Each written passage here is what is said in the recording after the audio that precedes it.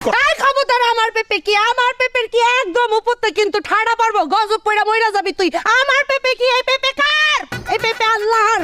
তুই এই পেপে জন্ম দিছস, এই পেপে পয়দা করছস, এই পেপে কেমনে বানাই তুই জানোস? আমি কে? আমি আল্লাহর বান্দা। আমার খিদা লাগছে, আমি পেপে দেখছি, আর আল্লাহ কি কইছে, বান্দা তোমাকে লিগা ফল ছিলাই রাখছি, তোমরা পাইলেই খাইবা, তো আমি খাবো না। এখন আমার খিদা লাগছে, আমি পেপে বলছি, পেপে আপনি পয়দা দিছে। বুঝুন বুঝুন বুঝাবি না, আমি সবই বুঝি। তোর অনেক মাপ করছি, এবার তোর জেলে দিমু। হ্যাঁ, আমরা করলি আমাকে জেলে দিবেন, মানে আপনাকে লগে পেট আছে, আমাকে লগে পেট নাই। খিদা আপনাকে পেটের মধ্যে লাগে, আমাকে পেটের মধ্যে খিদা লাগে না। আপনাকে সবকিছু দরকার হয়, আমাকে কোনো কিছু দরকার হয় না।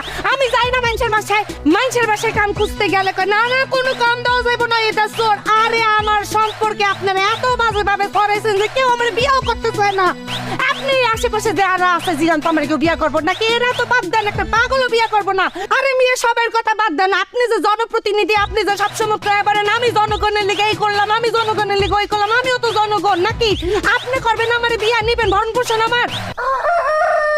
তোর বিয়ে করলে তুই ভালো হয়ে যাবে। একদম মাটিটা শুয়া কইতাছি, মাথাটা শুয়া কইতাছি, আল্লাহর কসম আমি ভালো হয়ে যাবো। আর জীবনে চুরি করবি না? একদম মরা মাটিটা শুয়া কইতাছি, মরলে তো এই মাটির তলে যাবো, কোনোদিন চুরি করবো না, আমার আল্লাহর কসম। যা করলাম বিয়া।